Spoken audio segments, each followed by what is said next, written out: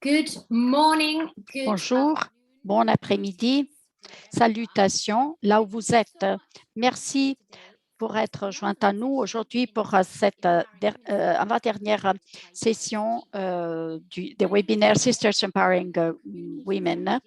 Je suis Julia, je suis experte de la stratégie de communication de l'initiative lancée par l'USG en partenariat avec le Global Solidarity Fund. Ça a été un grand plaisir et mon privilège d'organiser cet événement grâce à mes collègues de l'USG. Je suis très contente de vous présenter Sœur Sheila Kinsey qui va vous souhaiter la bienvenue officiellement. Donc, je voudrais tout juste vous rappeler que le titre aujourd'hui, c'est le plaidoyer pour faire le lien entre le local et le global. L'un des défis les plus importants de ce projet, c'est de comprendre comment nous pouvons soutenir le plaidoyer des sœurs catholiques de manière globale et comment connecter les individus, les organisations de la communauté internationale qui travaillent sur les ODD au niveau de la base. Donc, on aura 6 intervenants sur le rôle, la signification du plaidoyer dans la vie des religieuses et on va recevoir des questions, on va vous envoyer un formulaire que vous pouvez remplir si vous voulez avoir nos actus. Donc, je voudrais conclure en citant numéro 23 de Fratelli Tutti, l'Organisation des sociétés dans le monde entier montre encore que les femmes ne possèdent la même dignité, les mêmes droits que les hommes. Donc, nos décisions disent une autre histoire que notre première intervenante est Sœur Sheila Kinsey. Merci d'être jointe à nous. Elle est membre des Sœurs franciscaines, fille du Sacré-Cœur de Jésus et Marie. Elle s'occupe d'actions et plaidoyer sur toute une série de questions sur la pauvreté, les droits de l'homme, migration, renforcement de la paix, protection environnementale, non-violence. Depuis 2015, Sœur Sheila est co-secrétaire exécutive de Justice, Paix, Intégrité de la création, commission de l'USG et de l'USG. Elle est coordinatrice de l'initiative Semer l'espérance pour la planète qui promeut l'intégration de Laudato Si dans la vie personnelle et communautaire des congrégations religieuses. Elle est membre du comité directeur du Global Catholic Client Movement et Initiative Non-Violence. Plus récemment, elle a été nommée par le pape français comme membre du dicaster pour la promotion du développement humain intégral. Elle est dans le groupe de réflexion écologie intégrale de la commission COVID-19. Merci, Julia, de m'avoir invité à participer. Vous pouvez voir tous les intervenantes qui vont suivre.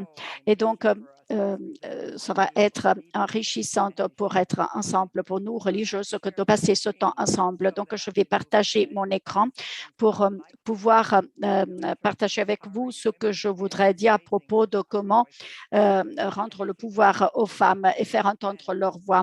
Donc, Semer l'espérance pour la planète veut rendre actuels les objectifs de Laudato Si. Alors, c'est l'une des manières par lesquelles nous nous reconnaissons au JPIC et le travail que nous faisons pour l'intégrité de la création. Nous disons que le JPIC est la prière consciente et l'action sacrée pour transformer le monde dans l'esprit de l'Évangile au travers nos vies de justice, de paix et de soins pour l'intégrité de la création. Donc, nous voulons promouvoir le royaume de Dieu et la qualité de notre présence est donc importante. Donc, ça parle de ce que nous faisons et comment nous le faisons. Et de la même manière, lorsque les supérieurs généraux se sont rencontrés en mai 2019, ils nous ont donné la direction avec cette déclaration et que nous avons accepté comme vision. Nous nous engageons aussi bien à la conversion personnelle que communautaire et nous voulons procéder ensemble dans une réponse coordonnés pour écouter le cri de la terre et le cri des pauvres. Et donc, nous voulons être des instruments de paix au cœur du monde. Et donc, nous avons le travail du plaidoyer, c'est le travail de l'Esprit Saint. C'est ce que nous voyons lorsqu'on fait entendre notre voix. Et le mot plaidoyer, ça peut être une manière de décrire le travail de l'Esprit Saint au travers de nous et qui nous encourage pour faire entendre notre voix, pour défendre et protéger les droits de l'homme, pour voir des situations, les voir, les juger et pour arriver à une action de transformation. Et donc, cela nous aide à nous mettre dans le contexte de la session d'aujourd'hui. Donc, nous voulons savoir où sont les femmes et comment nous sommes engagés dans notre mouvement pour essayer de faire la différence dans leur vie. Et les intervenants qui vont suivre vont vous donner des pistes de réflexion et, sur comment s'engager dans ce combat. Donc, quelles sont certaines des caractéristiques dont nous parlons? La qualité du plaidoyer, co-responsabilité pour créer, pour mettre en place de nouveaux processus et réaliser les changements. L'amitié sociale et la fraternité universelle forcément demandent la reconnaissance de la valeur de chaque personne humaine, toujours et là où elle se trouve. Fratelli Tutti, numéro 106, et cela concerne nos efforts. Et nous pouvons dire cela d'une autre manière en termes de gentillesse. La gentillesse est enracinée dans bon nombre de ces choses et ça dit l'estime que nous portons aux autres. Et une fois que la gentillesse devient une culture, ça transforme le style de vie, les relations et les manière dont on parle des idées. Ça ouvre de nouveaux parcours. Et donc, nous parlons de cela. Ce sont là certains exemples pour faire la différence dans le monde d'aujourd'hui et pour transformer les vies des gens, des personnes. Et tout cela concerne la promotion du royaume de Dieu. C'est la source de la dignité humaine, de la fraternité qui est au cœur de l'évangile de Jésus-Christ. Et en tant que femme, en tant que religieuse, nous sommes engagés à faire la différence dans le monde et cela, bien sûr, est parlant à nos cœurs. Donc, quel est ce chemin dont nous parlons? C'est le pouvoir du réseautage, de faire réseau, de se mettre ensemble. Il y a une dynamique de travailler ensemble. Et comme Julia l'a dit avant, ça concerne d'utiliser les fonds au niveau universel pour permettre aux religieuses de se préparer sur les techniques de plaidoyer. Et notre manière de se présenter est d'être pour pouvoir avoir une influence sur les décisions qui sont prises.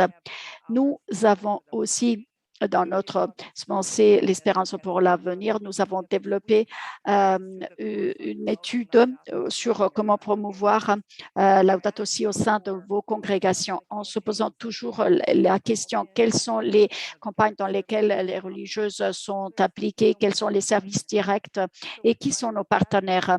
Donc, on veut réunir ces données pour commencer à programmer de manière systématique comment faire la différence, comment s'entraider. Donc, dans tous les domaines de Laudato Si, il y a des demandes d'action, de plaidoyer. Donc, vraiment, c'est une manière de mettre ensemble le global et le local et comment on peut faire la différence là où nous servons. Donc, la vie religieuse, ça veut dire être prophétique.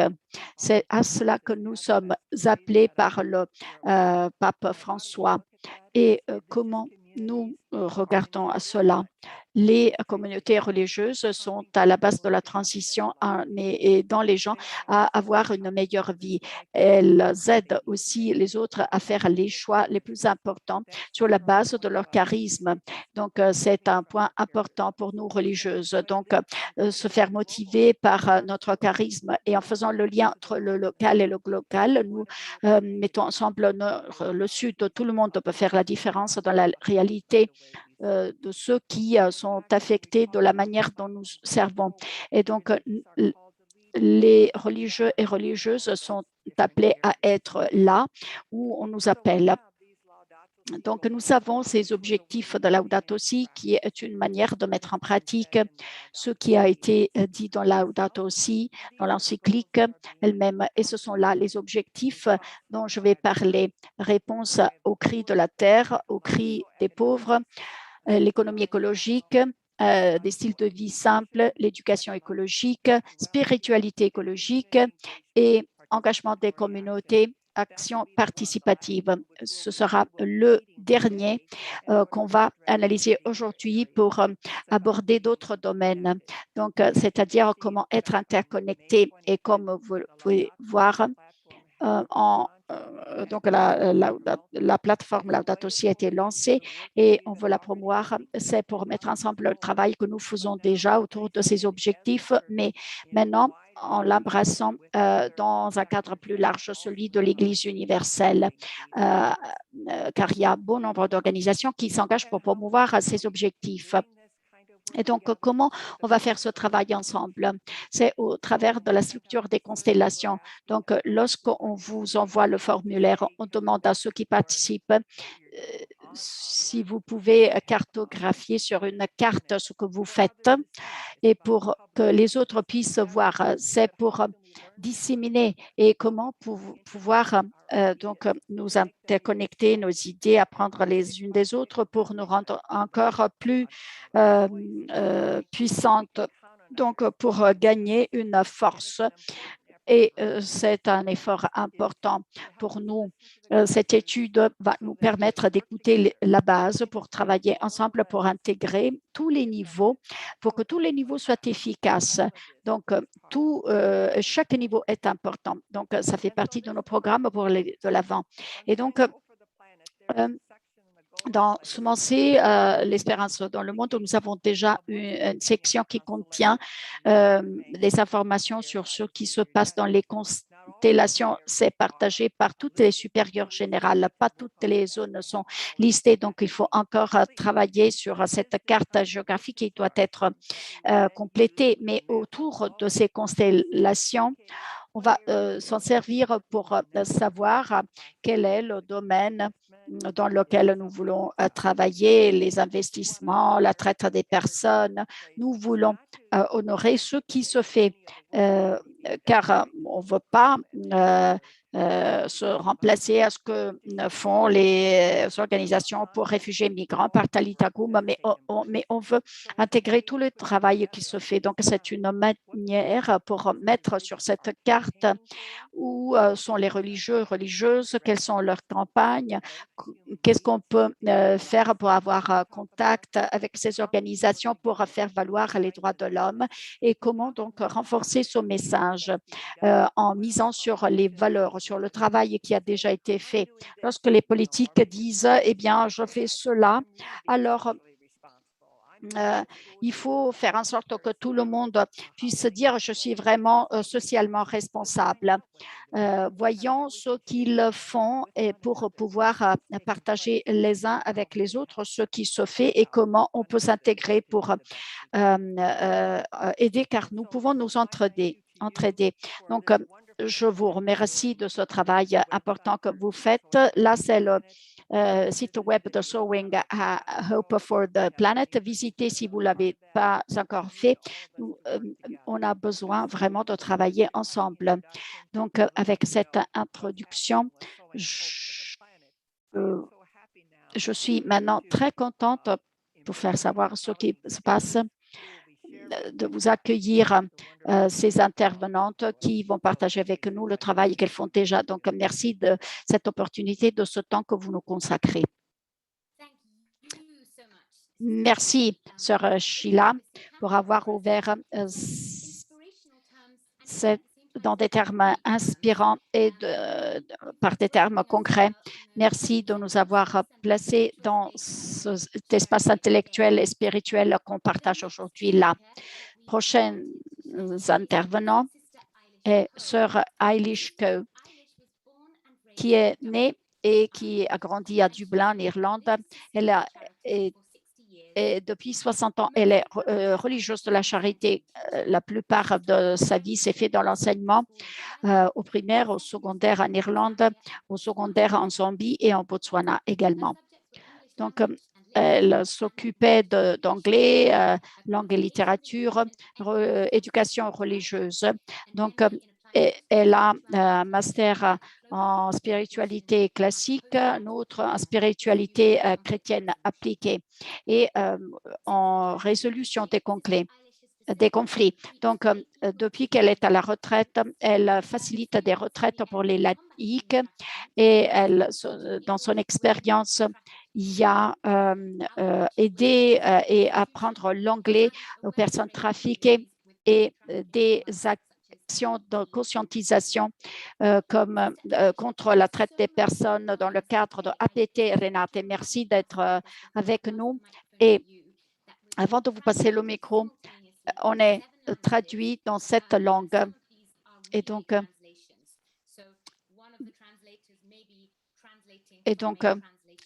parfois, on utilise le relais, le système de relais. Donc, il faudrait toujours s'en souvenir. Donc, je vous demande de parler doucement pour aider les traductrices. Merci. À vous la parole, Sœur Eilish.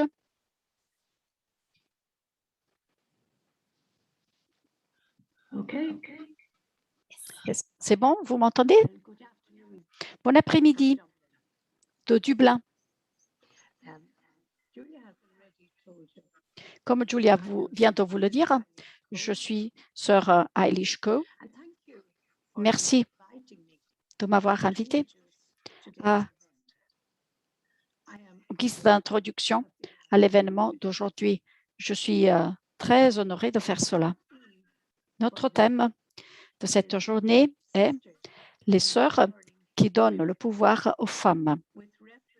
Faisons référence à notre lettre du Saint-Père, Fratelli Tutti, la lettre du pape François, notre Saint-Père. Donner le pouvoir, c'est un mot très intéressant, défini dans le dictionnaire Oxford comme donner la force et la confiance à quelqu'un. Lorsque nous donnons la force et la confiance à quelqu'un, nous donnons la force à cette personne et nous plaçons en cette personne la confiance pour qu'elle fasse quelque chose. En tant que sœurs, nous sommes appelés à donner le pouvoir aux gens pour qu'ils puissent vivre pleinement leur vie, devenant les personnes que Dieu a voulu qu'ils soient. Et au fil des années, nous l'avons fait cela dans l'éducation, dans le travail social, dans l'assistance sociale, dans le plaidoyer, en permettant la créativité et dans plusieurs manières différentes. Nous prenons à cœur les mots de Jésus. Je suis venu pour que vous puissiez avoir la vie et pour que vous puissiez l'avoir en abondance.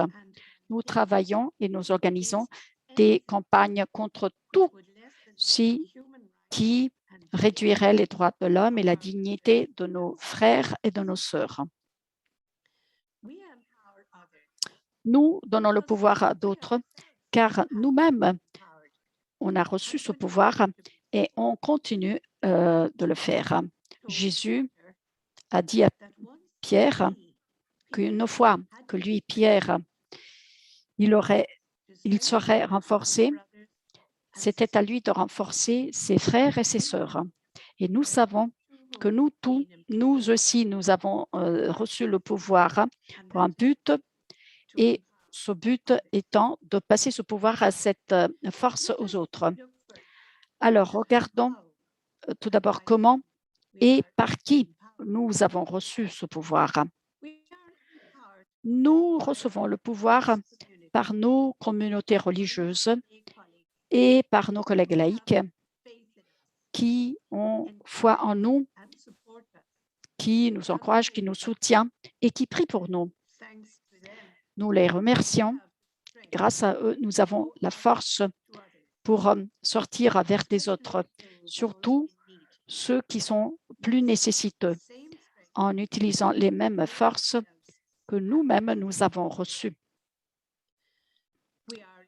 Nous recevons le pouvoir par les écrits est l'exemple des fondateurs et fondatrices de nos congrégations. Mary Ward, Mary Aikenhead, Saint Vincent de Paul, Mère Euphrasie et bon nombre d'autres. Nous avons reçu le pouvoir grâce à l'exemple des grandes religieuses de l'histoire qui nous ont précédées, Catherine de Sienne, Thérèse d'Avila, Joséphine Bakhita, et des femmes, aussi des femmes comme Dorothy Day, Edwina Gately et Elena Maleno. Nous avons tiré notre force et notre inspiration des lectures à propos de ces grandes femmes et après avoir réfléchi sur leurs paroles et leurs exemples. Les femmes contemporaines et des écrivaines comme Sandra Schneiders, Elizabeth Johnson et Joan Chittister nous ont permis de réfléchir sur notre expérience à la lumière de l'Évangile et de sortir pour mettre notre inspiration dans l'action dans ce monde. Notre monde d'aujourd'hui se trouve dans un état fort triste au beau milieu de la pandémie de COVID-19. Lorsqu'il y a un désastre, une catastrophe qui se produit, ce sont surtout les plus vulnérables de la société, ceux qui souffrent davantage, les pauvres, les veuves, les orphelins et les étrangers. Tout comme le prophète Isaïe l'a souligné il y a bon nombre d'années. Dans le monde entier, les sœurs et leurs associés s'engagent dans les hôpitaux, dans les dispensaires, dans les cliniques et dans les maisons pour les pauvres, en apportant l'espérance et la consolation et pour aider ces personnes à préserver leurs vies qui sont précieuses. Nous essayons de faire de notre mieux pour donner le pouvoir à ces travailleurs qui sont en première ligne en répondant aux appels pour partager les vaccins et d'autres besoins médicaux pour qu'ils puissent continuer leur travail au nom de nous toutes. Dans notre sécurité, nous sommes appelés à atteindre tous ceux et celles dont les vies sont menacées en ce moment. À côté de la COVID-19, qui est fort enraciné dans chaque pays du monde, le fléau de la traite des personnes, qui est une forme d'esclavage moderne, continue à détruire des vies. Bon nombre d'entre nous travaillent pour contrer ce fléau en utilisant tous les moyens nécessaires pour aider à éradiquer donc ce fléau. Et pourtant, comme Valentine Ritchie de l'OSCE l'a dit récemment, aucun pays n'a battu la traite des personnes. Nous sommes en train de voir quels sont les symptômes les plus évidents de la maladie plutôt qu'éradiquer la maladie elle-même. Et cela est très décourageant. Et plus que jamais, nous avons besoin de nos réseaux pour continuer le travail et pour nous donner les moyens les uns les autres pour trouver de nouvelles et meilleurs moyens pour mettre fin à ce fléau, pour le faire venir en surface, car cela dévore les vies des plus vulnérables et les expose, et pour exposer à la lumière de guérison d'une communauté informée et déterminée à éradiquer donc ce fléau. Moi, je reçois le pouvoir grâce au dévouement et à la cohérence des membres de Renate et de Solwadi et de Tali Takum et de bon nombre d'autres réseaux qui travaillent pour contrer la traite des personnes et qui continuent même dans les neiges de l'hiver de l'Europe de l'Est et malgré la chaleur en Inde et en Afrique, à offrir des abris, de la nourriture, l'éducation, les soins de santé aux personnes qui sont affectées par la traite. Notre Saint-Père souligne, et nous sommes toutes très conscientes de ce fait, c'est-à-dire que l'Organisation des sociétés dans le monde entier est loin de réfléchir clairement, de refléter clairement que les femmes possèdent la même dignité et les mêmes droits des hommes. Alors, nous disons que nos décisions, donc nous disons une chose par nos mots, mais nos décisions, nos réalités montrent une autre histoire. Qui va mettre remède à cela? Le pape François dit, nous ne devons pas tout attendre de ceux qui nous gouvernent, mais car ce serait être infantile. Nous avons l'espace dont nous avons besoin pour la co-responsabilité dans la création et dans la mise en place de nouveaux processus et pour apporter les changements.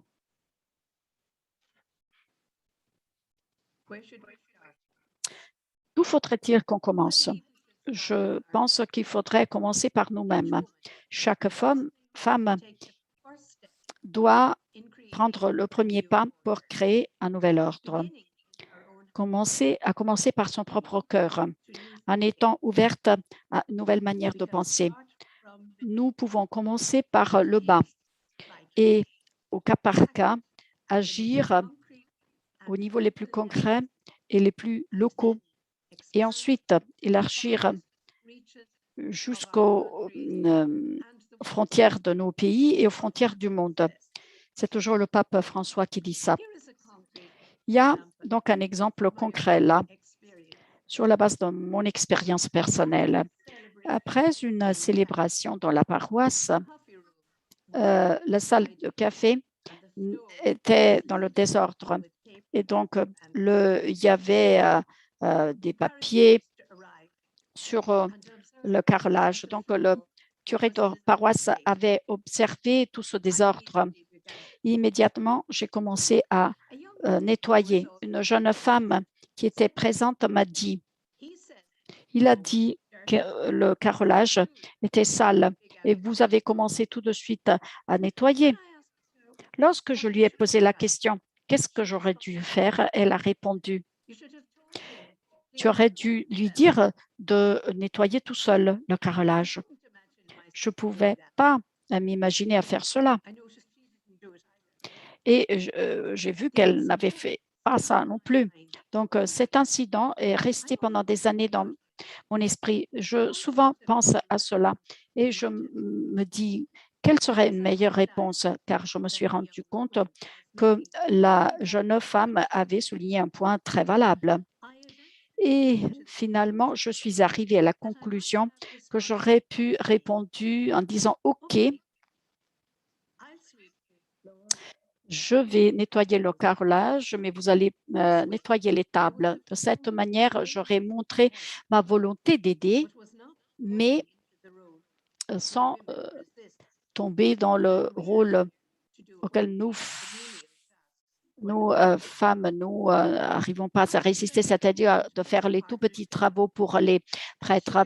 Donc, j'aurais pu former un partenariat, une responsabilité partagée, sans colère, sans ressentement, sans amertume. Donc, maintenant, j'essaie de me corriger. Il faut du temps pour sortir des anciennes manières de penser et de se comporter, de se porter. Les exemples donnent le pouvoir à d'autres vers ce modèle de co-responsabilité. La réflexion nous montre si jamais on revient aux anciens modèles. Le moment est venu pour former une nouvelle manière pour faire les choses, être créative, former un nouveau partenariat avec les hommes, une nouvelle alliance, un nouvel agencement, un nouveau pacte. Et je vais le faire si vous allez le faire vous aussi. Nous sommes les disciples de Jésus qui fut humble, aimant et nous recevant. Il nous a promis qu'on nous donnerait le pouvoir du haut des cieux. Le Saint-Esprit du Père et du Fils continueront à nous donner le pouvoir d'être sœurs et frères les unes pour les autres. Mes sœurs et mes frères, tous et toutes. Merci.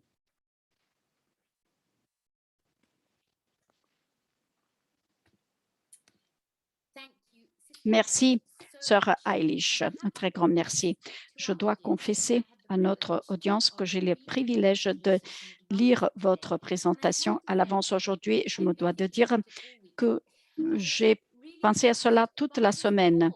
J'ai été vraiment touchée par cet appel à la co-responsabilité comme une manière pour commencer l'action pour construire un monde meilleur. Et je l'ai trouvé une inspiration et une manière aussi optimiste d'encadrer des défis très difficiles. Nous avons l'honneur d'accueillir sœur Norma Pimentel qui se joint à nous du Texas. Elle est sœur des missionnaires de Jésus. Elle est directrice exécutive de Catholic Charities de Rio Grande Valley. Elle est donc responsable des organisations caritatives du diocèse de Brownsville au Texas qui s'occupe de conseils. Avant, sœur Norma était directrice à Casa Oscar Romero, un abri pour réfugiés à San Benito et Brownsville pour les Américains du centre qui, en 2014, sœur Norma a organisé les ressources de communauté pour répondre à l'augmentation des Américains du centre Amérique. En mars 2015, elle a parlé au siège des Nations Unies à New York City sur l'invitation de l'Observatoire permanent du Saint-Siège et elle a été nommée parmi les 100 personnes les plus ayant plus d'influence en 2020. Donc, sans plus tarder, bienvenue, sœur Norma. Et merci de cette invitation à être aujourd'hui avec vous et à vous parler, à m'adresser à vous. Un très grand merci. Donc, les femmes d'aujourd'hui, je suis sûre que vous serez d'accord avec moi que nous devons continuer à faire notre travail pour faire entendre notre voix si nous voulons transformer notre monde. Nous devons donc parler des droits fondamentaux. Nous devons donc dénoncer tout ce qui est une honte pour l'humanité, comme la pauvreté, la faim, la traite des personnes et toute forme pour détruire la vie humaine. En tant que responsable du plaidoyer, il faut toujours protéger la dignité. Nous sommes donc la voix de la justice, de la miséricorde, de la paix dans le monde, comme le pape François nous invite à faire dans cette lettre Fratelli Tutti. Donc, mon histoire à la frontière sud des États-Unis avec le Mexique, c'est une histoire de rencontre. J'ai vu des milliers de sœurs, de frères, de mamans, de papas, d'enfants qui ont subi des abus et des familles qui sont désespérées, qui veulent s'en aller. Aidez-moi au secours. Ce cri de femmes, d'hommes, d'enfants me pousse à agir chaque jour. Et donc, ça me fait toujours faire davantage. Notre travail à la frontière m'a donné l'opportunité d'atteindre une audience de plus en plus importante. Et je suis sûre, je veux que le monde connaisse les histoires de ces personnes que je rencontre qui luttent au jour le jour. Lorsque je parle, que le monde en soit conscient. Chaque jour, nous recevons bon nombre de personnes, beaucoup de femmes que j'ai le privilège d'accompagner dans leur parcours qui se battent pour défendre les droits de ces enfants, de leurs enfants, des femmes victimes d'abus dus à cette société égoïste. Donc, nous devons répondre en toute urgence à tout ce qui se passe dans le monde entier. Donc, il faut unir nos forces, il faut agir pour prendre soin de l'humanité. Je suis vraiment émerveillée du pouvoir que nous avons pour contrer ce qui se passe dans le monde aujourd'hui. Hier soir, nous avons reçu l'appel d'une femme. Elle parlait avec une infirmière, une femme qui travaillait dans un hôpital. Elles avaient besoin de notre aide. La femme était enceinte. Elle devait être apportée à l'hôpital pour recevoir des soins. La maman avait avec 2 autres enfants, une de 7 ans et un enfant de 5 mois. Ils nous ont appelés pour recevoir de l'aide. Rosa, notre coordinatrice, a reçu l'appel. Elle est dans le centre humanitaire. Elle est une femme extraordinaire qui s'engage pour prendre soin de ces femmes. Elle m'a appelée pour parler sur comment on pourrait aider cette femme avec ses enfants. On a demandé aux mamans de nos communautés qui sont volontaires si elles pouvaient s'occuper pour cette journée des enfants pendant que la maman était à l'hôpital. Elles ont répondu immédiatement, elles ont dit oui. Et donc, on a décidé qu'il valait mieux demander à une femme qui est membre de notre centre. Elle est là maintenant, elle était là et elle est là depuis longtemps car elle était victime de la traite des personnes. Et donc, elle est restée dans notre centre et elle a voulu aider. Immédiatement, elle a accepté de prendre soin des enfants et pendant que leur maman était à l'hôpital. Ce qui s'est passé hier soir avec toutes ces femmes qui sont venues ensemble pour aider une maman qui avait besoin d'aide. Donc, ce qui se passe tous les jours ici à la frontière, c'est une manière pour les femmes de se mettre ensemble, d'être présentes et c'est des histoires comme celle-ci que je pourrais partager avec le monde entier lorsque je parle des histoires de vie, de gens réels. Et la réponse venant des femmes. Donc, le partage d'histoires sur la résilience des femmes que nous rencontrons tous les jours, des femmes qui, contre toute possibilité, ne tombent pas dans le désespoir, même après des abus, mais qui toujours font de leur mieux pour protéger leurs enfants. Je suis émerveillée des femmes que je rencontre tous les jours, des volontaires, des réfugiés. Eh bien, cela démontre ce qui est important lorsqu'on se donne le pouvoir, lorsqu'on se bat pour la dignité humaine et les droits de l'homme.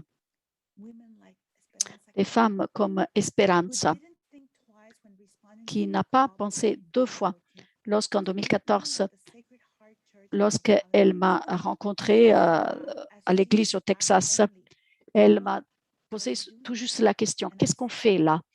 Et j'ai dit, je ne suis pas trop sûre, mais appelle tes amis. Et donc, j'ai fait en sorte qu'elle puisse appeler ses amis. Et avant même de le savoir, on avait déjà une armée de volontaires qui voulaient nous aider. Des femmes comme Alma Reves, qui vient chaque jour pour prendre soin des familles. Une maman qui aime tous les enfants comme si c'était les siens et qui font tout pour ces réfugiés, pour aider les femmes, les enfants à sortir de ces expériences horribles de leur voyage. D'autres femmes qui viennent le soir et qui acceptent d'accueillir d'autres familles dans leur maison pour qu'elles puissent dormir, avoir un lieu où dormir. Arminia, qui passe des heures et des heures au centre pour réfugiés.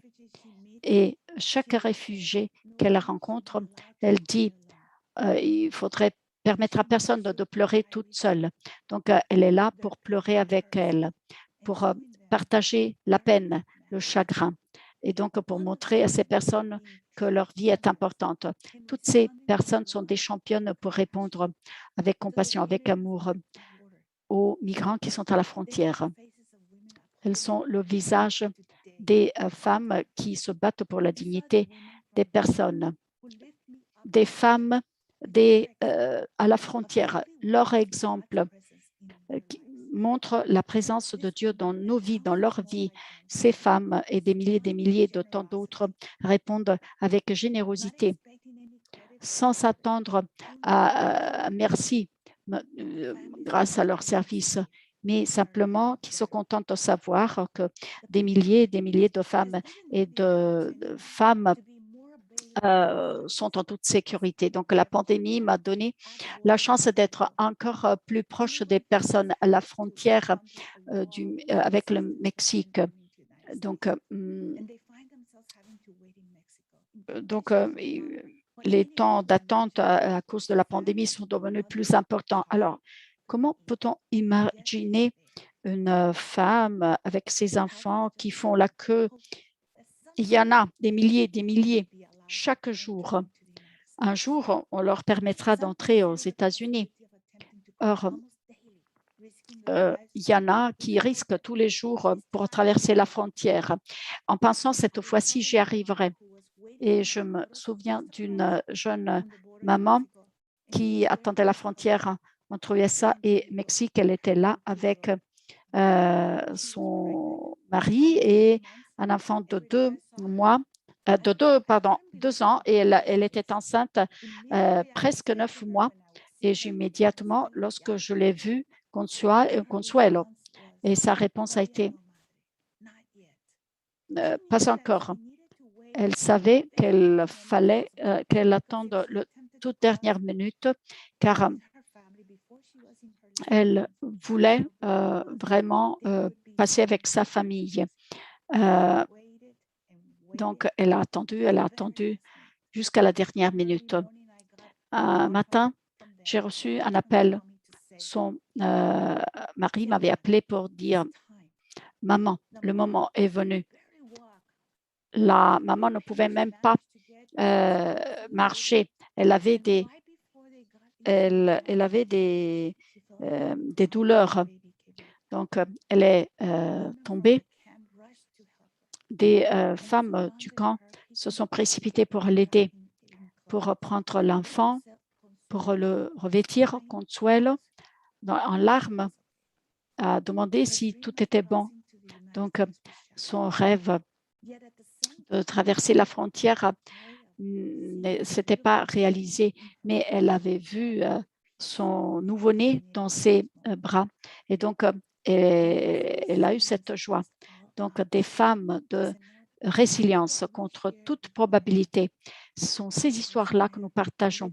C'est notre force et cela nous fait être là où Dieu nous appelle à être. En tant que religieuse, j'ai trouvé que Dieu guide toujours ma vie.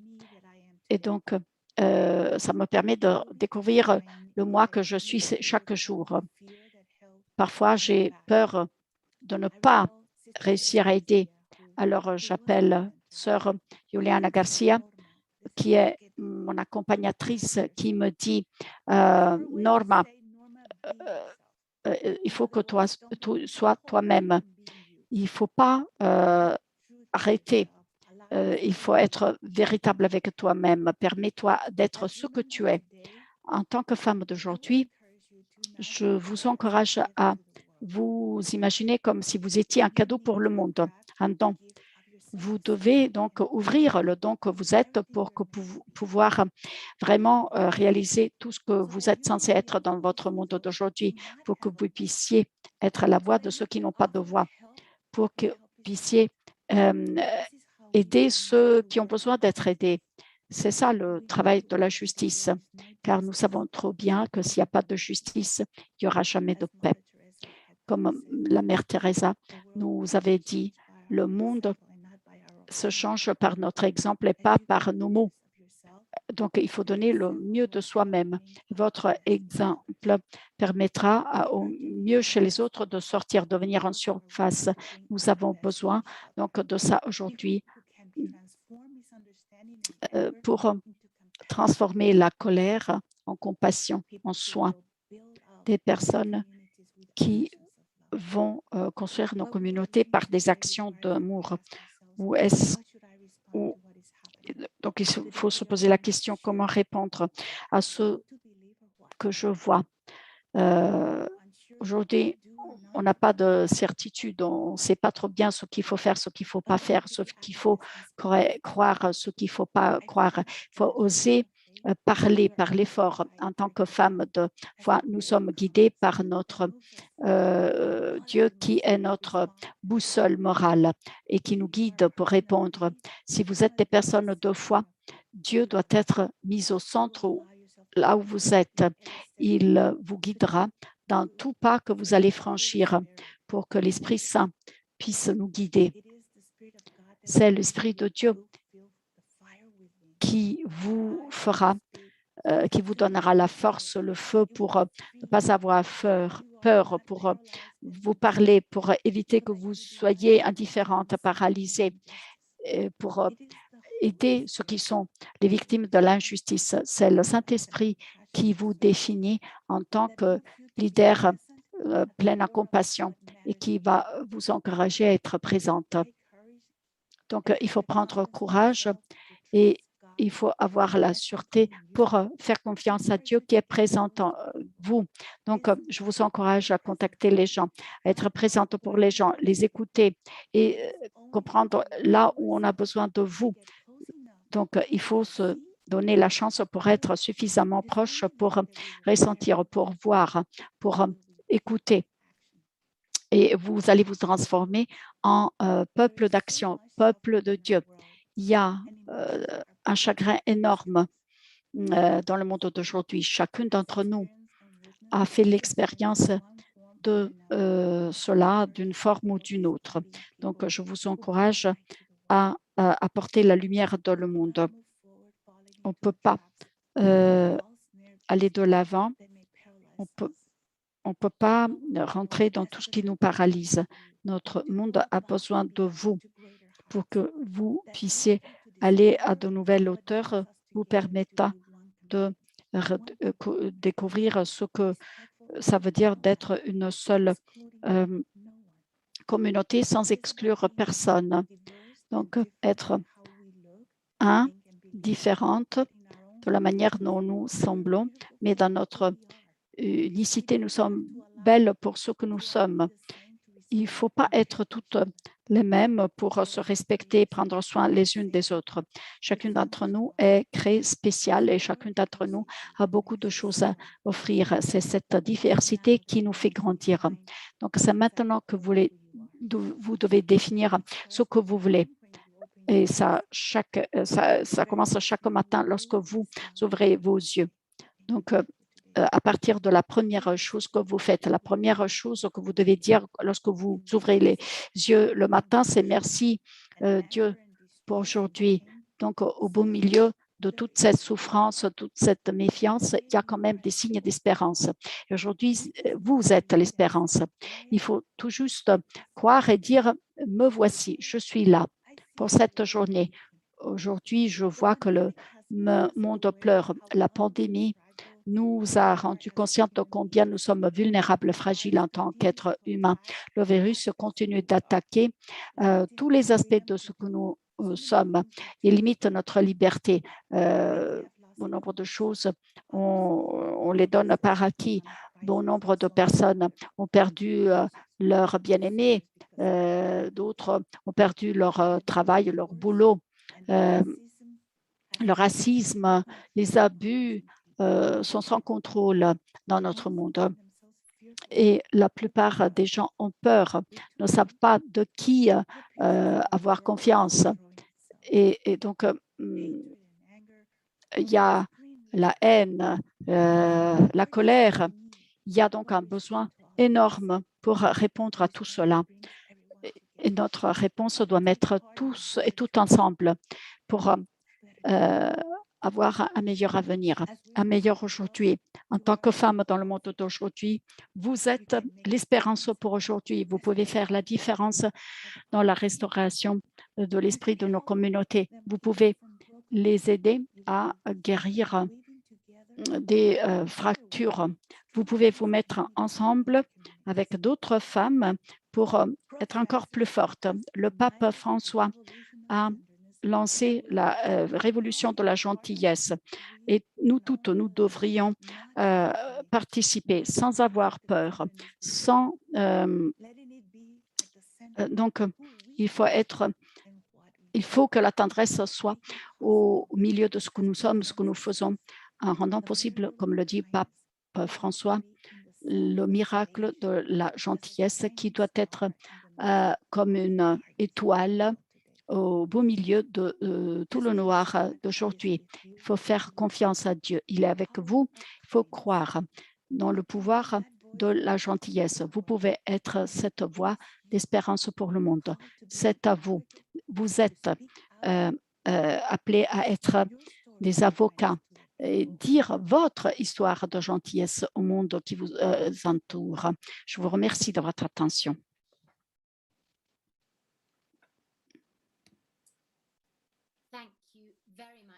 Un très grand merci, Sœur Norma, pour avoir partagé votre espérance très, très grande et pour votre expérience de vie à la frontière. Et je suis frappée par votre appel à être les annonceurs de la vérité, car l'un des gros défis est d'oser dire la vérité. C'est ce que les sœurs nous ont dit depuis le lancement de ce projet il y a un an. Et une grande motivation de faire partie de Sisters Advocating Globally, c'est qu'on puisse aider les sœurs à devenir plus fortes du point de vue des chiffres, mais aussi pour oser se mettre ensemble avec la communauté globale qui travaille pour un meilleur avenir. Donc, merci de ce pouvoir de l'espérance que vous nous avez donné. Et maintenant, on va prendre juste quelques minutes pour digérer un petit peu tout ce qu'on vient de recevoir et aussi pour donner à nos interprètes un petit peu de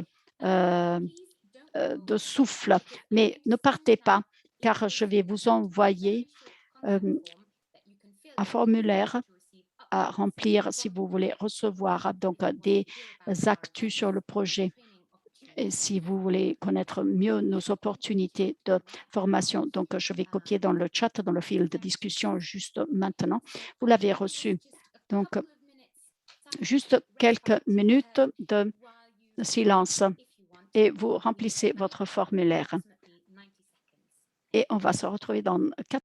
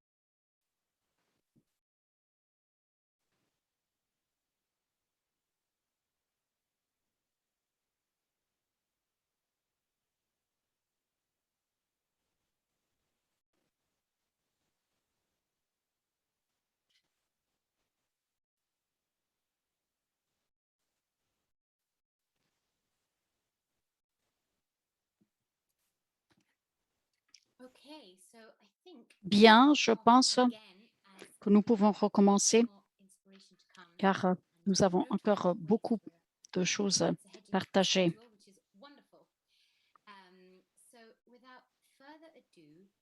Donc, sans plus tarder, notre prochaine intervenante est sœur Angela Reid de Mercy International Association. Bienvenue, sœur Angela. Sœur Angela, elle a un diplôme en Australie. Elle a complété son doctorat sur le traite des personnes. Elle a vécu aux Philippines, donc elle a porté son focus sur la recherche pour donner une voix aux femmes exploitées. Avant, elle était professeure à l'université RMIT, coordinatrice dans un abri pour femmes où elle a rencontré bon nombre de femmes et d'enfants qui ont été victimes d'abus et de violences. Pendant les années, sœur Angela a intégré sa formation professionnelle dans le travail social, l'éducation, théologie pour une approche interdisciplinaire à la recherche, service social et au plaidoyer. Donc, elle s'occupe surtout de violences sexistes et elle est connectée à nous depuis l'Australie. Donc, Julia, les interprètes te demandent de parler un petit peu plus doucement. Donc, je dois faire ce que je demandais aux autres. Merci, Julia. Alors, j'espère pouvoir parler assez doucement pour que les interprètes puissent donc digérer mon accent. Donc, je voudrais remercier les intervenantes qui sont intervenues avant moi. Sœur Norma, je suis fort touchée par la manière dont vous avez parlé des personnes que vous servez. Et vraiment, vous pouvez raconter des histoires et des histoires comme moi, je pourrais le faire. Donc, c'est au travers des récits que se fait le plaidoyer.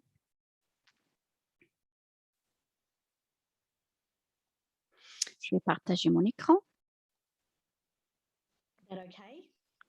C'est bon?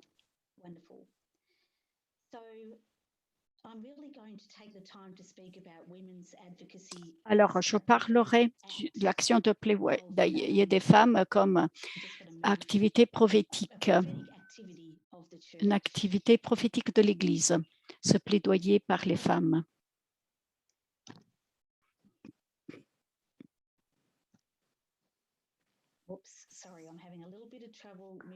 J'ai quelques petits problèmes à faire passer mes transparents.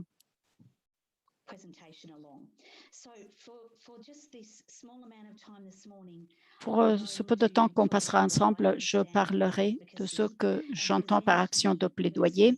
Je vais présenter le modèle de plaidoyer de la miséricorde et montrer quelques ressources que nous avons. Et je vous dirai quel est l'avenir de cette action de plaidoyer. Ce qu'on entend par action de plaidoyer, il y a eu plusieurs définitions et je les trouve très aidantes. Alors là, c'est une définition du Conseil œcuménique des Églises et qui dit le plaidoyer est une activité prophétique des Églises dans lesquelles nous accompagnons et soutenons nos frères, nos sœurs qui luttent pour la justice et la paix dans le contexte de l'injustice et de la violence contre d'autres êtres humains et le reste de la création. Le plaidoyer implique le fait de faire entendre sa voix pour ceux qui sont réduits au silence dans des efforts pour retrouver la justice. Ça demande notre engagement aux côtés de ceux qui luttent pour la vie, la justice, l'équité, les droits, la paix. Le plaidoyer est une activité de mission de l'Église dans le monde entier. Voilà pourquoi c'est une manière pour participer. Donc, Sir John Chichester, qui est une prophète. Elle dit, ce dont ce monde a besoin, c'est d'un engagement, une spiritualité qui est prophétique, tout comme privée, et qui fait écho aux préoccupations des prophètes qui sont venus avant nous. Elle dit, en gardant nos têtes baissées et nos bouches fermées, les piliers de la société vont s'éroder devant nous pendant que nous restons en silence, que nous n'osons pas faire entendre notre voix. Elle dit, le silence rend sourd pendant que le monde attend que ceux qui sont les derniers puissent faire entendre leur voix. Donc, faire entendre sa voix, oser parler. J'aime bien cette image en tant que femme qui fait l'action de plaidoyer. Anne Lamont, qui est une écrivaine américaine, décrit ce que c'est la miséricorde pour elle. Et cela est très important pour ma congrégation. Je suis sœur de la miséricorde.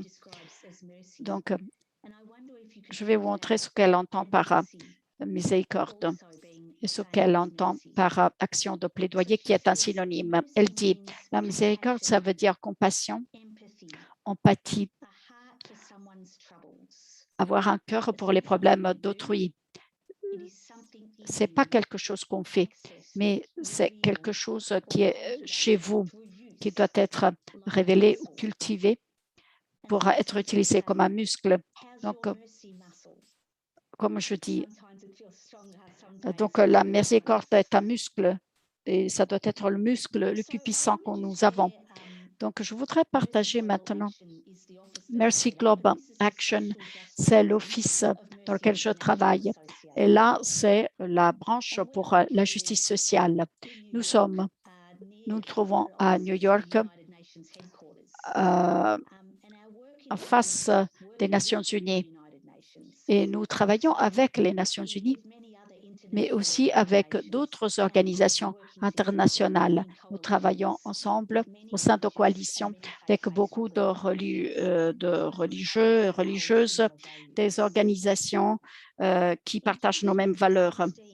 En 2016, les Sœurs de la Miséricorde, c'était l'année de la miséricorde déclarée par le pape François, ont fait une réflexion dans laquelle ils ont fait une réflexion théologique à la lumière de la justice sociale.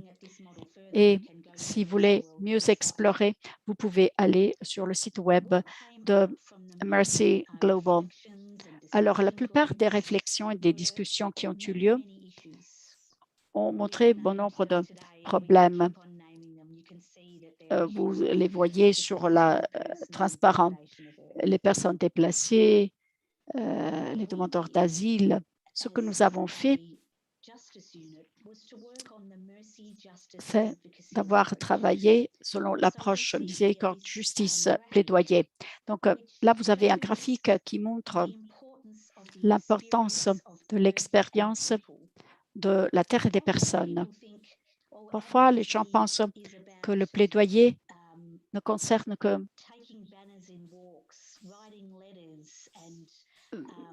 d'écrire des lettres, pour protester, faire des rassemblements, mais on ne peut pas faire ce travail si nous ne sommes pas proches aux gens et de la terre. Donc, il faut parler de proximité. Et lorsque la sœur Norme m'a parlé, j'ai vu ça. Il s'agit de ne jamais perdre de vue les personnes pour qui nous travaillons, qui sont les bénéficiaires de nos activités. Donc, sœur Norme a dit qu'on lui avait demandé de se détendre. Et c'est une manière très belle de décrire comment on travaille pour la justice. Il faut donc se détendre, il faut laisser de côté des idées, des préjugés, des idées, des arrière-pensées qu'on a. Et il faut reconnaître parfois que nous sommes des privilégiés et essayer vraiment de comprendre la position de ceux qui sont marginalisés, qui sont victimes de discrimination, qui sont déplacés. Et nous avons toute une série d'outils disponibles pour l'action de plaidoyer. Et vous les avez sur le transparent et vous pouvez en trouver d'autres sur notre site web. Donc, pour qui est l'action de plaidoyer? Nous travaillons avec, nous ne travaillons pas pour les opprimés et ceux qui sont victimes d'injustice. L'un des défis les plus importants pour moi a toujours été de faire entendre la voix, surtout des femmes qui ont été trafiquées, faire entendre cette voix aux Nations Unies et dans d'autres forums internationaux pour qu'elles puissent dire leur expérience et pour donner une voix à ces expériences affreuses qu'elles ont vécues. Des femmes qui représentent des rencontres de haut niveau et le travail qui se fait avec la base, avec les gens qui sont sur le terrain. Nous avons entrepris la recherche sur la dignité inhérente, qui est un manuel d'action de plaidoyer qui dit l'expérience de femmes qui ont été trafiquées, exploitées sexuellement. Et beaucoup de publications ont été réalisées pendant la COVID-19. Et je voudrais remercier toutes les personnes qui ont multiplié les recherches pendant ce temps de pandémie. J'ai une publication aussi sur l'eau, la sanitisation. Toutes ces questions sont donc reliées entre elles. Et la publication I Have a Voice, j'ai une voix. Vous pouvez donc vous en servir et circuler, disséminer. I Have a Voice, c'est l'expérience des femmes qui ont été victimes. Donc, je voudrais vous parler de Melly Lenario qui a survécu à la traite des personnes. Elle a parlé aux Nations Unies et je pense que le fait de se voir donner un pouvoir est important. Et donc, j'apprécie la définition que la sœur Eilish a dit d'empowerment, c'est-à-dire de donner les forces et la confiance à quelqu'un de faire quelque chose. C'est ce qu'on a fait avec Melly Lenario. Donc, je voudrais conclure par le témoignage de John Chichester qui dit « Est-ce qu'il faut faire quelque chose pour refaçonner le cœur ou est-ce qu'on fait ou est-ce qu'on décide de ne rien faire et continuer à dire qu'on n'a pas le pouvoir de changer le monde ?» Donc, je vous remercie de votre attention, de votre écoute.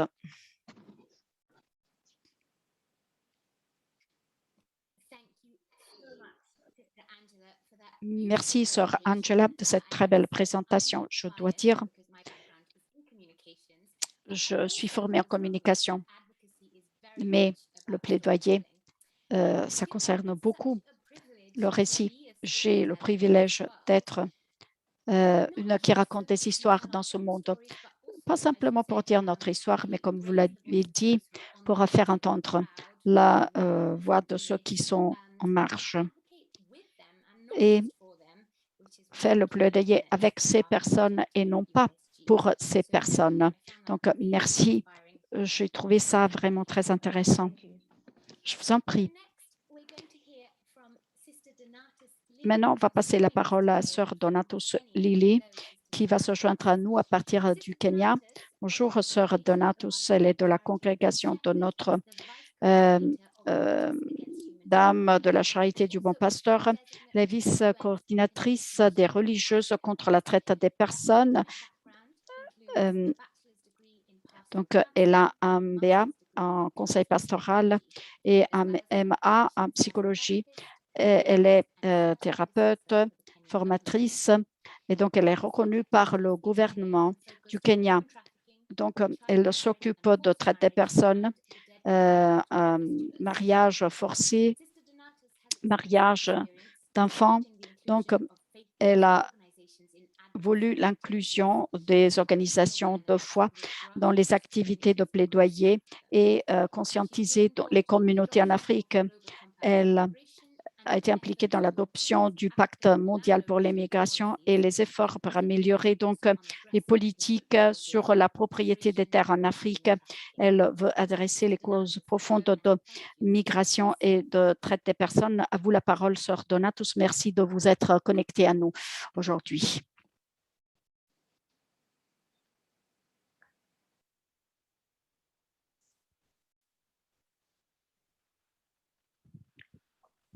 Elle devrait brancher son micro.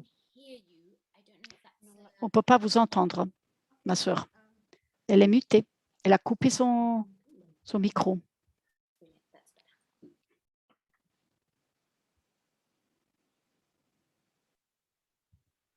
Yes, thank you. I'm sorry. Merci. Excusez-moi, cet inconvénient.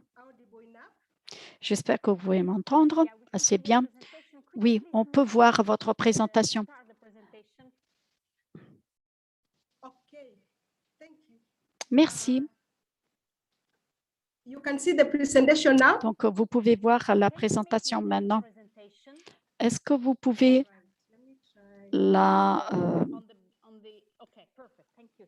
rendre comme une présentation? C'est parfait maintenant. Merci, Julia.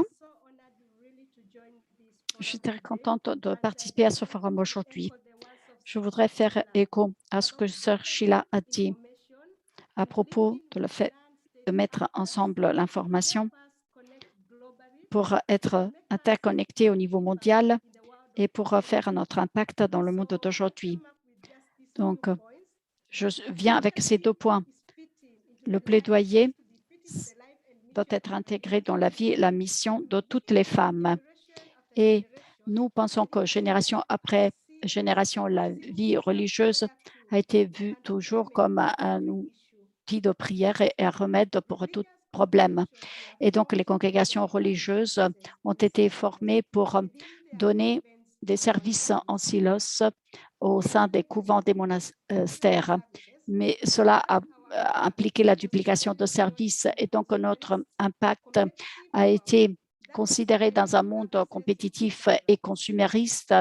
Et cela, chaque congrégation continue à offrir son service en s'alignant à son charisme. Le mantra pour l'agenda des Nations Unies pour atteindre les ODD 2030 est de ne laisser personne derrière.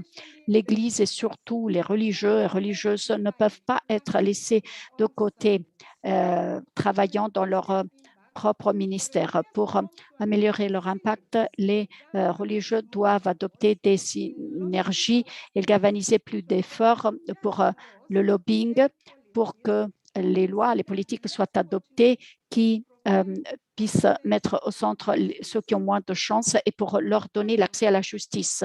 En plus de cela, on a été appelé par le Saint-Père à représenter les marginalisés, pas être leur voix, mais de renforcer leur capacité pour qu'ils puissent dire leurs préoccupations sur leur situation. C'est un appel universel et bon nombre de congrégations se sont mises ensemble pour former des coalitions comme religieuses contre la traite des personnes, Talita Kum, le groupe Santa Marta et bon nombre d'autres. L'Église s'est rendue compte que le moment n'est plus là pour que Moïse et Aaron continuent à être les voix des vulnérables. Le moment est venu de passer la parole aux vulnérables pour qu'ils puissent dire leurs problèmes. Le moment est venu de se rendre compte que le blanchiment d'argent et donner l'argent et donner des aliments n'est plus une solution, mais il faut donner le pouvoir aux individus qui peuvent trouver leur propre solution. Permettez-moi de partager avec vous quelques stratégies de plaidoyer qui puissent nous aider. Ce sont aussi mes recommandations pour nous en tant qu'ordre religieux qui vont nous permettre à survivre dans un monde mondialisé de consumérisme pour qu'on puisse avoir un impact pour les générations à venir. Donc, tout d'abord, les liens avec les Nations Unies. Les congrégations doivent être accréditées comme le sont les États ou accréditées grâce à des réseaux particuliers. Il faut que les congrégations puissent faire des déclarations là où c'est nécessaire. Et cela comprend aussi le programme environnemental des Nations Unies. Donc, il faut être membre de toutes les organisations qui s'occupent de protection sociale. Donc, donc, les congrégations doivent développer législation sociale et une politique avec leurs États pour faire que l'égalité des chances soit adoptée dans toutes les sphères de la vie et aussi pour permettre la représentation des personnes âgées, des groupes les plus vulnérables. On pourrait aussi être membre de groupes des femmes et groupes des ONG qui sont accrédités aux Nations Unies. Et cela nous aide à participer aux consultations régionales, au développement de documents régionaux, nationaux sur des questions thématiques, sécurité alimentaire, égalité des chances hommes-femmes et bon nombre d'autres. À propos des capacités et des mécanismes pour les droits de l'homme, on pourrait participer à des conventions comme la Convention pour l'élimination des discriminations contre les femmes, la Convention sur les droits de l'enfance, la Convention sur les migrants et leurs familles. On pourrait aussi participer à des revues périodiques universelles. Donc, pour faire entendre notre voix dans certaines situations. Donc, il faudrait faire une action de lobbying auprès des États membres pour ratifier les accords nationaux et internationaux qu'ils n'ont pas encore ratifiés. Mais il faudrait participer à l'accord mondial sur la migration qui fut adopté au Maroc en 2018 avec 23 objectifs. Et il y a un objectif pour aider les États à travailler sur la collaboration avec d'autres pays pour un meilleur avenir pour tous. Et maintenant, je voudrais parler de mon expérience personnelle. J'ai fait le lien entre 10 pays africains, dont l'île Maurice, Madagascar, Réunion, et l'île Maurice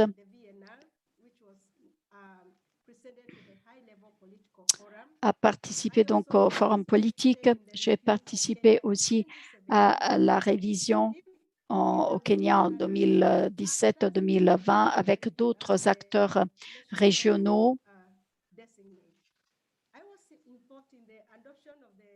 Alors, j'étais donc impliquée dans l'agenda de haut niveau pour le développement durable, pour faire connaître au ministère et pour développer les points focaux et pour une contribution sur les révisions nationales volontaires. Donc, j'étais membre de ce groupe que je viens de mentionner pour développer des documents pour faire connaître la voix des personnes au niveau de gens dans la rue, des gens ordinaires.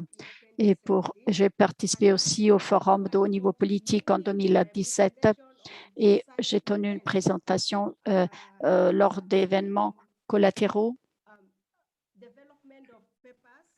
sur le développement de documents, l'application pour passer de la pauvreté à la prospérité. C'est un mouvement qui est encore en cours et j'ai contribué dans mon expérience à l'égalité des chances dans la commission sur le statut des femmes pour la réunion 62 et dans le forum sur l'égalité des générations à Addis Abeba en 2019. Et il y avait plusieurs acteurs étatiques pour faire entendre la voix de toutes les religions. Et j'étais impliquée dans le mécanisme des droits de l'homme à Genève pendant la révision pour le Kenya. C'était en 2017 sur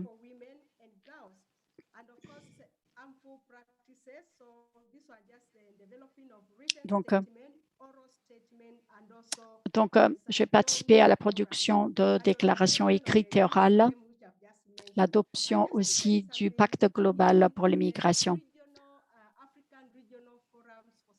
Dans les forums régionaux pour l'Afrique en matière de développement durable, c'est la structure des religieuses, des bons pasteurs qui ont travaillé sur cela, c'est très important.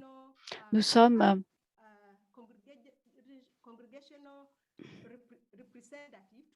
les représentants de toute la congrégation au niveau régional aux Nations Unies. Donc, on peut désigner des personnes dans chaque région et donc, on arrive jusqu'aux représentants du pays. De cette manière, toutes les sœurs dans ce ministère font entendre leur voix sur ce qu'elles font. Donc, c'est pour faire reconnaître les droits de la base, aidant les femmes à connaître ce que nous faisons, sur quoi nous travaillons. Merci, c'est tout. Je vous passe la parole encore une fois. Merci, Sœur Donatus, d'avoir partagé votre expérience incroyable et pour nous donner donc un sentiment de ce que ça veut dire le plaidoyer et comment on peut avoir une action au niveau global, régional.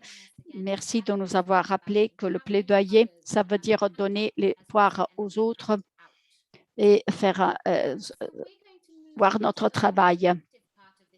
Donc, on va passer à la partie la plus interactive. Avant d'ouvrir la session questions-réponses, je voudrais donner à Sœur Angela et Donatus l'opportunité de se poser des questions si elles veulent. S'il y a quelque chose que vous voulez préciser. Donc, vous pouvez ouvrir votre micro si vous avez quelque chose à dire. Est-ce que je peux commencer? Oui, oui. Merci, Sœur Donatus. On s'est rencontrés à New York. Il est beau de vous voir, même sur un écran en ligne. Merci de ce que vous venez de partager. Je suis ravie de ce que vous faites à un très haut niveau et d'être vraiment en contact avec la base. Lorsque vous parlez des forums de haut niveau, comment vous gardez l'espérance? Car j'imagine que parfois, tous ces processus sont très engageants. Merci, Angela, de cette remarque, de ce commentaire. C'est central.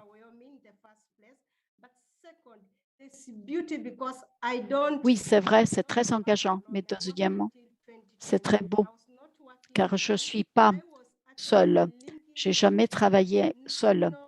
Je faisais le lien entre les représentantes nationales et les représentantes mondiales.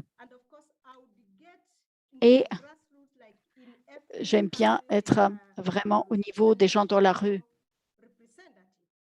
les représentants nationaux. Et donc, je participe à la révision de chaque État. Alors, je connais quand c'est la date butoir. Donc, je suis censée présenter le rapport. Et de cette manière, j'ai fait le lien aussi avec l'Organisation des droits de l'homme à Genève.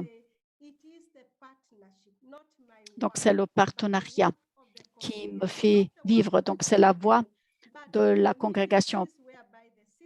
Et pas seulement ça, tous les ministères dans lesquels les sœurs s'engagent, ils font entendre la voix. Et il s'agit de collecter les données, aider les sœurs à mieux développer l'information sur l'Afrique du Sud, le Soudan, l'île Maurice. Et ensuite, on forme donc un réseau. Mais elle est figée, on ne l'entend plus. On a perdu la connexion avec Sœur Donatus. Donc, envoyer le rapport n'est pas assez. Il y a tout un travail derrière et donner un suivi. Et donc, je participe à la révision périodique de ces rapports. Donc, c'est un élément important produit par chaque pays. Elle a des soucis de connexion. Donc, si c'est le Kenya qui est passé en revue, l'Ouganda doit donner ses commentaires. On ne peut pas dire continuez le bon travail que vous faites. Non. Donc, il faut être là pour dire il ne s'agit pas simplement de faire le bon travail qu'on fait, mais souligner ce qu'il faut faire avant la fin d'une date butoir. Donc, il faut donner un emploi du temps. Et dans l'espace de 4 ans, les objectifs sont révisés. Donc, il y a des recommandations qui sont faites passer. Donc, dans une période de 2 ans. Donc, c'est ce que nous avons fait.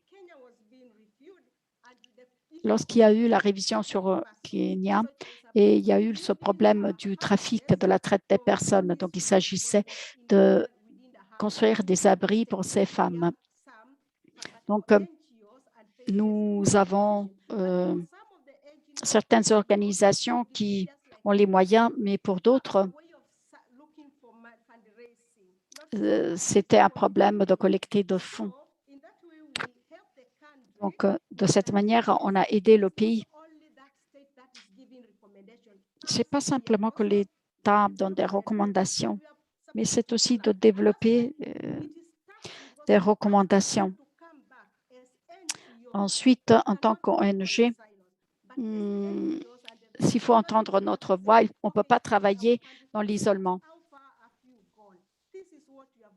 Donc, c'est ce que nous avons fait. Comment on peut se mettre ensemble?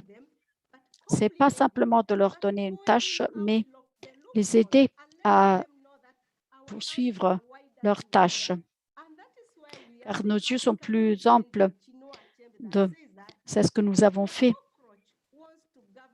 Notre approche, c'était d'avoir des yeux amples pour la révision.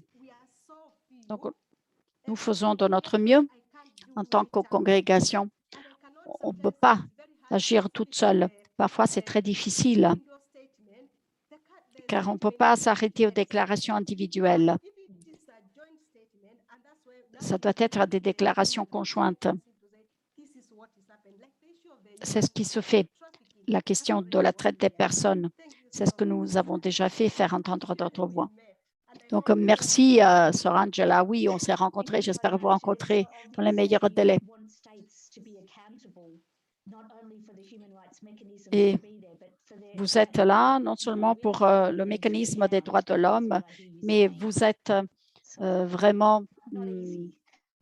J'imagine que votre rôle n'est pas facile. Non, ce n'est pas facile du tout. Excusez-moi, Sœur Donatus.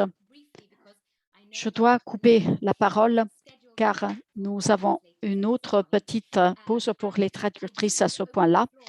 Et je voudrais aussi ouvrir la session questions-réponses pour le public. Ce qu'on va faire, on va prendre 1 minute pour que les gens réfléchissent sur leurs questions à Sœur Donatus, Sœur Angela, ou des questions générales à poser dans le fil de discussion chat. Et Patricia va modérer cette séance. Merci, Patricia.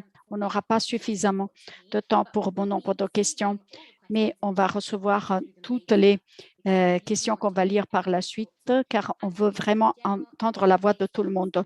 Donc, sur le plaidoyer en général, et on pourra répondre à vos questions dans la prochaine newsletter de l'USG ou peut-être dans des sessions à l'avenir. Donc, si vous n'avez plus de questions, donc envoyez dans le fil de discussion 1 minute de pause et ensuite c'est à Patricia de reprendre. Merci.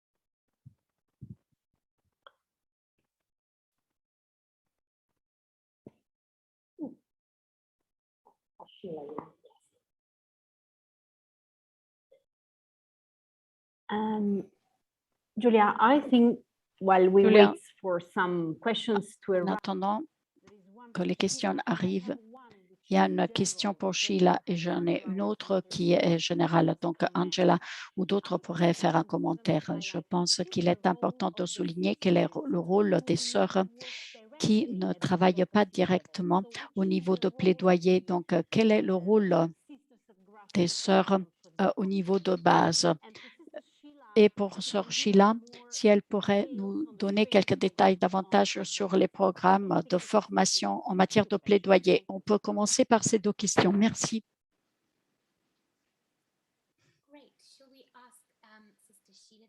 Donc, est-ce que la sœur Sheila peut répondre à cette question pratique?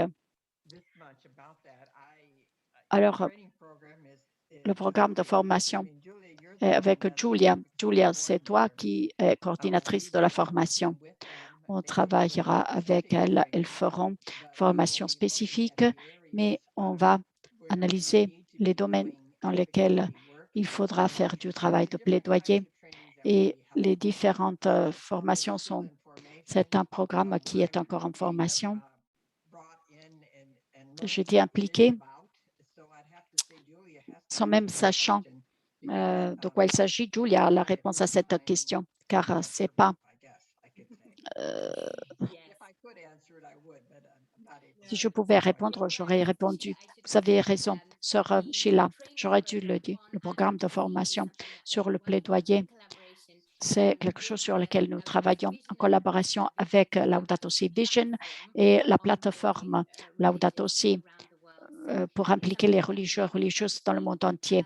Et on espère qu'on va développer avec sœur Sheila pendant l'été. Et ça va commencer en octobre, nouvelle année académique. Donc, les détails sont confirmés.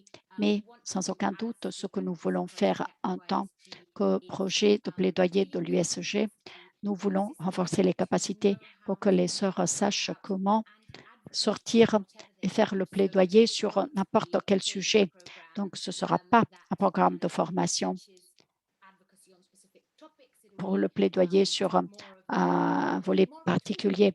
Ce sera plutôt une boîte à outils pour permettre aux sœurs de se doter des moyens pour faire ce travail d'action de plaidoyer. Je ne sais pas si la sœur Angela veut répondre à la question de Patricia, qui est générale. C'est une question très importante dans le cadre du travail que nous avons fait dans ce premier an de travail de plaidoyer. Comment faire le lien entre le plaidoyer au niveau régional, au niveau local pour ceux qui n'ont pas suffisamment de temps, comment elles pourraient s'impliquer dans la recherche, dans la prise de décision au niveau actif, au niveau comment peut-on faire le lien entre l'activisme et le plaidoyer? C'est une question d'une manière créative, productive, mais c'est une tension. Comment mettre donc tous ces volets ensemble? Alors, j'aurais bien voulu avoir une réponse. Ce que je pense, c'est que, et j'ai entendu parler de cela depuis un bon nombre d'années, je n'ai pas suffisamment de temps pour m'engager dans le plaidoyer. Elles sont des avocats chaque jour de leur vie, dans le travail qu'elles font avec les groupes, avec les femmes. L'une des manières pour impliquer les sœurs dans le monde entier, c'est de collecter les histoires et commencer avec le fait de faire entendre ces histoires. Rien n'est plus puissant que les histoires. Donc, il est beau tout d'abord avoir les histoires racontées par les protagonistes, ceux qui ont fait l'expérience de l'injustice. Et sur la pratique, les sœurs qui travaillent dans son ministère inviter ces gens et faire entendre leur voix directement, qu'elles puissent raconter directement leur histoire. Il n'y a pas de plaidoyer sans cette implication de la base, des niveaux de base, des protagonistes. Donc, c'est une réponse non complète, mais qui vient de ma tête. Merci. Oui, je pense que l'idée selon laquelle raconter l'histoire fait le lien entre la base et les protagonistes du plaidoyer. Vraiment, c'est très important. Je ne sais pas si Patricia vient de recevoir d'autres questions dans le chat, dans le fil de discussion. Donc, on est assez dans les temps. Il y a une autre question pour Sheila et Donatus. Je ne sais pas si on a le temps. Dans votre plaidoyer avec et pour les victimes de la traite, certaines personnes disent que le moment est venu de passer le pouvoir à celles qui ont survécu et pas sur comment elles sont exploitées. Qu'en pensez-vous? Alors, je pourrais répondre à celle-ci, si vous voulez. Oui, oui. Mais vous faites court. Oui, merci. Le moment est venu de passer le pouvoir aux survécus, aux survivants. Mais on ne peut pas attendre que les gens soient exploités pour leur passer la parole. Il faut conscientiser au niveau de la base. Donc, nous avons ce réseau. Donc, notre premier objectif, c'est de conscientiser nos communautés religieuses et ensuite aller à la base. Et on se rend compte que le plaidoyer est très important. Si vous voulez partir dans les paroisses, on ne peut pas laisser de côté le clergé. Il faut impliquer le clergé aussi. Sinon, on n'aura pas d'impact. Donc, nous voulons aussi impliquer les groupes interreligieux.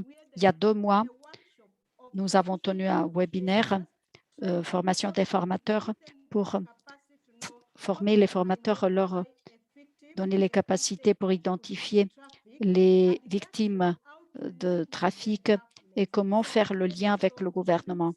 Donc, nous avons eu aussi des représentants du gouvernement. La question est de créer des synergies, essayer de réunir tout le monde. Nous avons les musulmans aussi, la banque alimentaire. Tout le monde doit s'impliquer dans cet agenda qui va être un programme de travail. Il y a plusieurs organisations qui s'occupent aussi des abris, mais ce n'est pas assez, car il ne faut pas attendre. Il faut créer la conscientisation à partir du début. pour avoir moins de personnes trafiquées. Et dans le pacte mondial pour la migration, il faut que notre pays sache que des accords ont été signés. Comment ces accords sont-ils mis en œuvre? Donc, c'est une question d'implémenter, de mettre en œuvre les ODD. Ce que les États ont signé, ensuite, il faut qu'ils mettent en œuvre ce qu'ils ont signé. Est-ce que je peux dire quelque chose? J'ai de l'expérience dans le plaidoyer. Donc, je travaille beaucoup dans le secteur de la violence domestique et je travaille pour faire changer la législation. Donc, je m'implique davantage dans ce secteur, mais ça fait longtemps. La situation sur le trafic, je sais qu'en Ouganda, ils travaillent sur un projet, car il y a les hôtels, mais personne ne produit un rapport soigné. Donc, il faut que les gens disent, nous voulons savoir ce qui se passe lorsqu'on offre aux enfants un emploi. Donc, il faut continuer avec la deuxième partie, mais je voudrais dire que nous avons besoin de dialogue plus approfondi pour savoir où nous pouvons donner notre contribution. Merci, Sœur Donatus, Sœur Angela, Sœur Sheila. Vraiment, c'est merveilleux de ressentir qu'il y a ce mouvement, ces connexions qui se font pour le dialogue, multiplier le dialogue. Le moment est venu maintenant de passer la parole à notre dernier rapporteur qui a enregistré donc une vidéo à Manille, aux Philippines. Judith Padasas est carmélite, membre de l'équipe de coordination Totalitacum aux Philippines depuis 2010. Elle a fait des campagnes contre le trafic, surtout l'exploitation en ligne sexuelle des enfants dans des diocèses et les paroisses autour de Manille. Sœur Judith passe son temps à conscientiser les gens sur l'exploitation, le trafic, dans les écoles, les groupes de jeunes et dans les bidonvilles. Depuis le début de COVID-19, elle a fait entendre sa voix aux femmes, aux enfants qui sont directement exposés. Donc, on va lui passer la parole. Sœur Judith, qui passe en vidéo.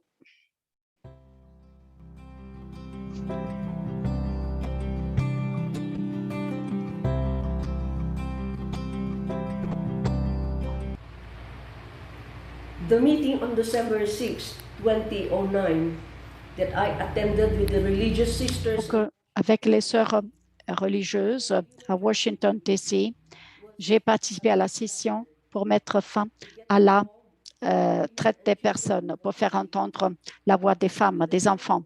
Avec ce groupe, je me suis engagée à faire tout ce que je pouvais en termes de campagne pour conscientiser contre la traite des personnes dans les écoles publiques, dans les diocèses.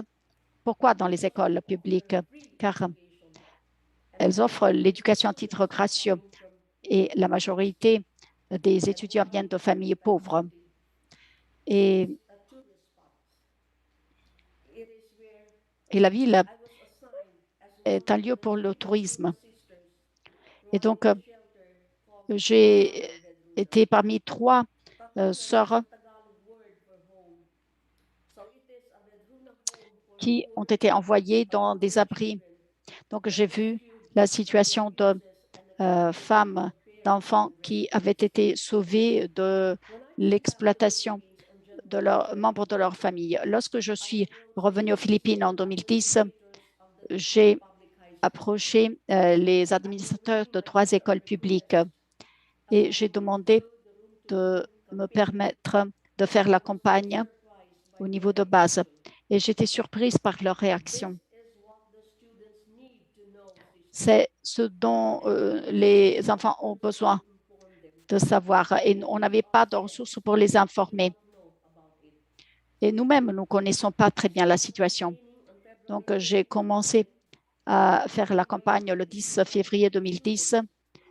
J'ai donné la priorité aux enfants qui sortiraient de l'école en mars 2010. Et donc, j'ai trouvé chaque classe de 55 ou 60 enfants et je leur ai montré l'importance de l'éducation. Au début, je n'avais pas de présentation PowerPoint, je n'avais pas de vidéo sur la traite des personnes. Et comment attirer l'attention de ces jeunes? Je leur ai donné des informations sur la traite des personnes et je leur ai dit que les trafiquants sont des personnes qui vendent des enfants, des jeunes gens comme vous, car vous êtes les membres les plus vulnérables de cette société. Et donc, la raison pour laquelle je suis là, c'est pour éviter que vous ne deveniez les victimes.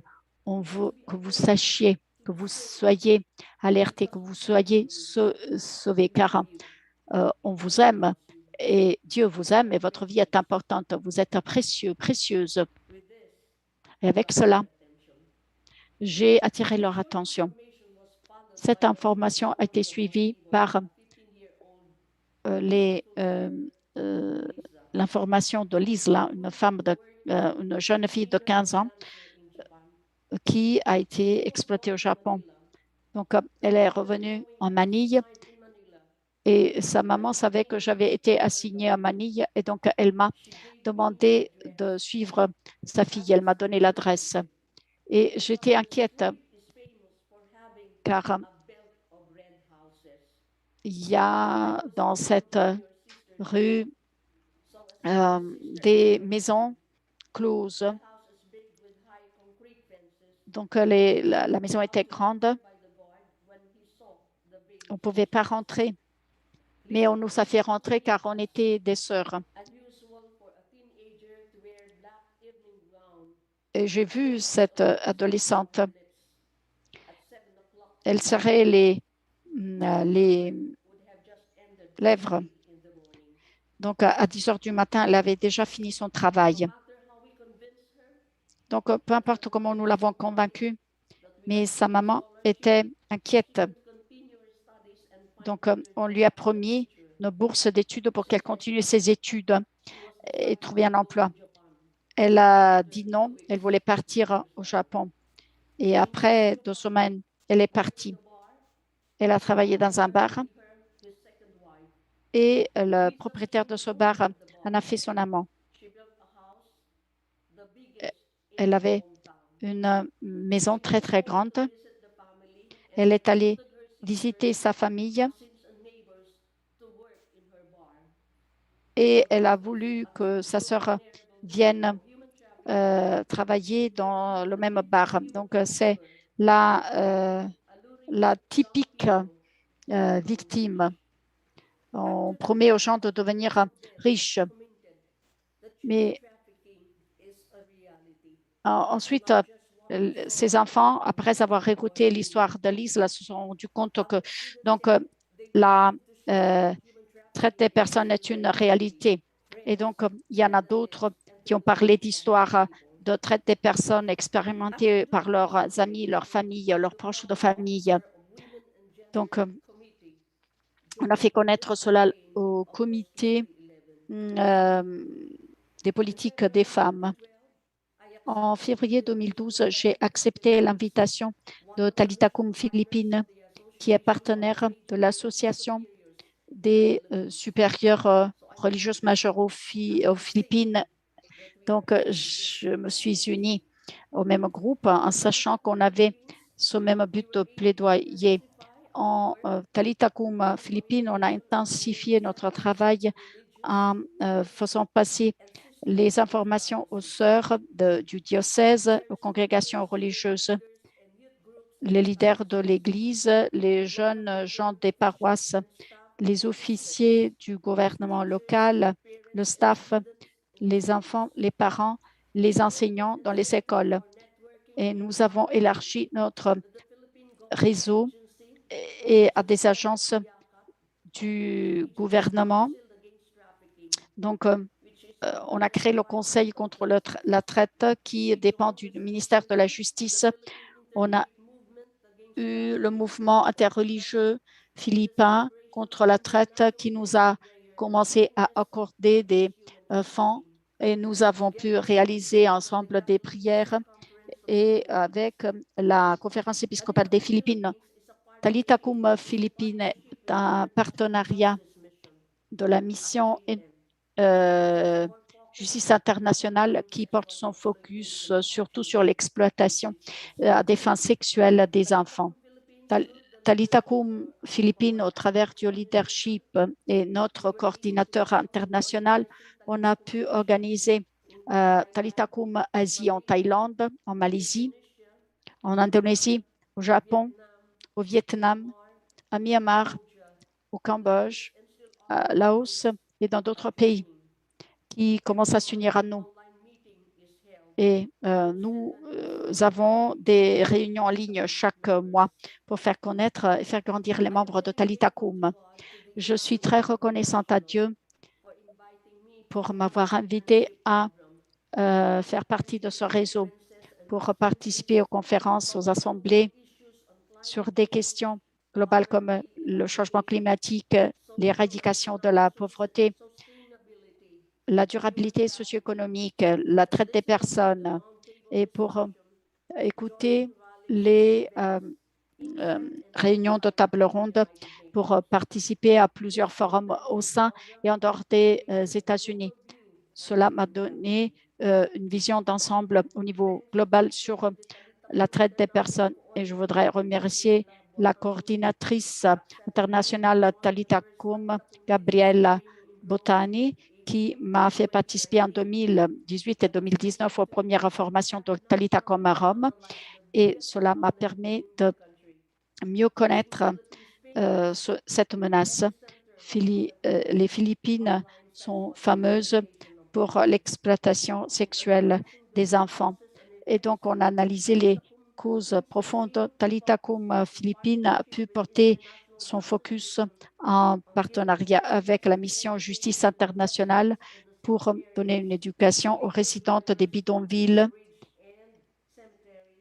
Et on a atteint les établissements scolaires, les petits districts, là où se trouvent les peuples indigènes et surtout dans la partie sud des Philippines et aux religieuses, aux travailleurs sociaux. On a voulu parler de la grossesse dans les écoles pour aider surtout les jeunes qui vivent dans les bidonvilles, car dans le sud-est asiatique, les Philippines sont à la première place pour les grossesses de jeunes filles.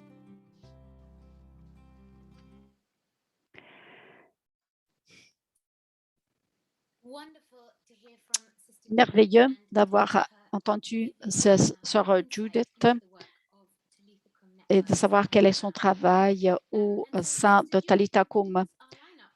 Donc, c'est la fin de notre travail et je voudrais passer la parole à sœur Sheila qui va tirer les conclusions de cette rencontre. Mais avant de faire cela, je voudrais dire un très grand merci à tous celles qui se sont unies à nous, surtout à nos intervenantes, à notre intervenante merveilleuse. Merci de votre temps et de tout ce que vous avez partagé avec nous aujourd'hui. Merci à Patricia, Thérèse, Anna, à nos traductrices, à nos partenaires et à tous qui ont travaillé avec ou auprès de l'USG pour rendre ce webinaire possible. Pour finir, je voudrais vous rappeler que la dernière séance de cette série sera sur la paix et c'est prévu pour le 29 septembre. Il y aura plus de détails. Patricia va nous envoyer des informations et des newsletters à la liste de contacts de USG. Donc, je vais dire au revoir à tout le monde. Je vais passer la parole à sœur Sheila qui va donner la note finale. Je voudrais tout juste remercier tout le monde. Nous avons commencé quelque chose de très important en s'écoutant les unes les autres, nous voyons que nous avons beaucoup de pièces qu'il faut mettre ensemble pour intégrer et tout ça pour que tout ça soit dynamique. Merci de faire partie de cette nouvelle frontière. Il faut s'écouter les unes les autres, s'engager dans le dialogue. Comme Sœur Eilish l'a dit, voyons ce que nous faisons dans l'éducation. Et Sœur Norma, qui a vraiment montré l'importance de l'histoire, de dire, de raconter ces histoires, donc faire connaître. Et Sœur Angela, merci d'avoir partagé les outils que vous avez auprès des Sœurs de la Miséricorde. Donc, merci d'avoir partagé ça avec nous. Ça nous a aidé. Sœur Donatus, qui a montré comment impliquer toutes les gens, les mettre ensemble. Et il faut être partie de cela. Il faut être stratégique. Merci, Sœur Judith, qui travaille avec les jeunes pour leur donner un avenir, un futur. Et inviter les autres à dire il faut mettre fin à cela. Dans ce pays ou dans d'autres pays, personne ne doit être laissé derrière. Donc, il faut continuer ce dialogue. Et ça me tarde d'avoir d'autres conversations comme nous le faisons dans le cadre de Semer l'espérance pour l'avenir et la plateforme comprend tout ce que nous faisons pour faire savoir ce que vous faites au niveau de l'Église, au niveau de où nous sommes. Il faut être là les unes pour les autres, car comme le dit le pape François, le tout est plus important que chaque partie. Ce que nous avons vu cet après-midi, c'est un ensemble très dynamique où nous toutes nous avons donné de notre mieux et nous sommes la promesse d'un avenir. Donc, merci Julia d'avoir programmé tout cela et de m'avoir invité à participer. Merci et que Dieu vous bénisse et on sera ensemble encore.